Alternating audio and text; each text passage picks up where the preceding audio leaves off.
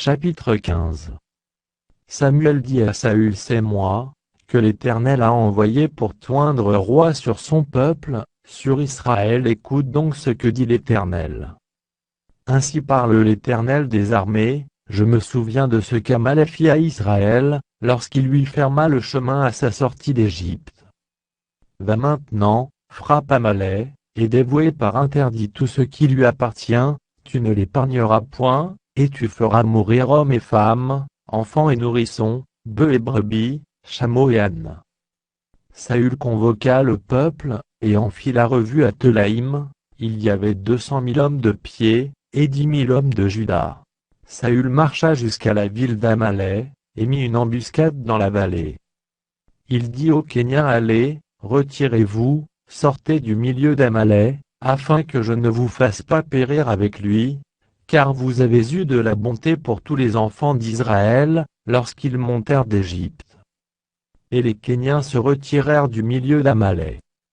Saül bâtit Amalek depuis Havila jusqu'à Shur, qui est en face de l'Égypte. Il prit vivant Aga, roi d'Amalek, et il dévoua par interdit tout le peuple en le passant au fil de l'épée. Mais Saül et le peuple épargnèrent Aga, et les meilleures brebis, les meilleurs bœufs, les meilleures bêtes de la seconde portée, les agneaux gras, et tout ce qu'il y avait de bon. Ils ne voulurent pas le dévouer par interdit, et ils dévouèrent seulement tout ce qui était méprisable et chétif. L'Éternel adressa la parole à Samuel, et lui dit: Je me repens d'avoir établi Saül pour roi, car il se détourne de moi, et il n'observe point mes paroles. Samuel fut irrité, et il cria à l'Éternel toute la nuit. Il se leva de bon matin, pour aller au-devant de Saül. Et on vint lui dire: Saül est allé à Carmel, et voici, il s'est érigé un monument, puis il s'en est retourné, et, passant plus loin, il est descendu à Gilgal. Samuel se rendit auprès de Saül, et Saül lui dit: Sois béni de l'Éternel. J'ai observé la parole de l'Éternel. Samuel dit: Qu'est-ce donc que ce bêlement de brebis qui parvient à mes oreilles, et ce mugissement de bœufs que j'entends? Saül répondit: Ils les ont amenés de chez les Amalécites, parce que le peuple a épargné les meilleures brebis et les meilleurs bœufs, afin de les sacrifier à l'Éternel, ton Dieu, et le reste, nous l'avons dévoué par interdit. Samuel dit à Saül: Arrête, et je te déclarerai ce que l'Éternel m'a dit cette nuit. Et Saül lui dit: Parle. Samuel dit: Lorsque tu étais petit à tes yeux, n'es-tu pas devenu le chef des tribus d'Israël, et l'Éternel ne t'a-t-il pas loin, pour que tu sois roi sur Israël? L'Éternel t'avait fait partir, en disant: Va, et dévoue par interdit ces pécheurs, les Amalécites. Tu leur feras la guerre jusqu'à ce que tu les aies exterminés. Pourquoi n'as-tu pas écouté la voix de l'Éternel? Pourquoi t'es-tu jeté sur le butin, et as-tu fait ce qui est mal aux yeux de l'Éternel?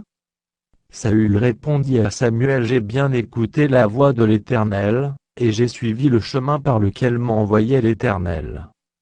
J'ai amené Aga, roi d'Amalek, et j'ai dévoué par interdit les Amalécites. Mais le peuple a pris sur le butin des brebis et des bœufs, comme prémisse de ce qui devait être dévoué, afin de les sacrifier à l'Éternel, ton Dieu, à Gilgal. Samuel dit: L'Éternel trouve-t-il du plaisir dans les holocaustes et les sacrifices, comme dans l'obéissance à la voix de l'Éternel? Voici, l'obéissance vaut mieux que les sacrifices, et l'observation de sa parole vaut mieux que la graisse des béliers. Car la désobéissance est aussi coupable que la divination, et la résistance ne l'est pas moins que l'idolâtrie et les téraphimes. Puisque tu as rejeté la parole de l'Éternel, il te rejette aussi comme roi. Alors Saül dit à Samuel: J'ai péché, car j'ai transgressé l'ordre de l'Éternel, et je n'ai pas obéi à tes paroles, je craignais le peuple, et j'ai écouté sa voix. Maintenant, je te prie, pardonne mon péché, reviens avec moi, et je me prosternerai devant l'Éternel. Samuel dit à Saül: Je ne retournerai point avec toi, car tu as rejeté la parole de l'Éternel, et l'Éternel te rejette, afin que tu ne sois plus roi sur Israël. » Et comme Samuel se tournait pour s'en aller, Saül le saisit par le pan de son manteau, qui se déchira. Samuel lui dit: L'Éternel déchire aujourd'hui de dessus toi la royauté d'Israël, et il la donne à un autre, qui est meilleur que toi. Celui qui est la force d'Israël, ne ment point et ne se repent point, car il n'est pas un homme pour se repentir. Saül dit encore: J'ai péché. Maintenant, je te prie, honore-moi en présence des anciens de mon peuple et en présence d'Israël, reviens avec moi, et je me prosternerai devant l'Éternel, ton Dieu. Samuel retourna et suivit Saül, et Saül se prosterna devant l'Éternel.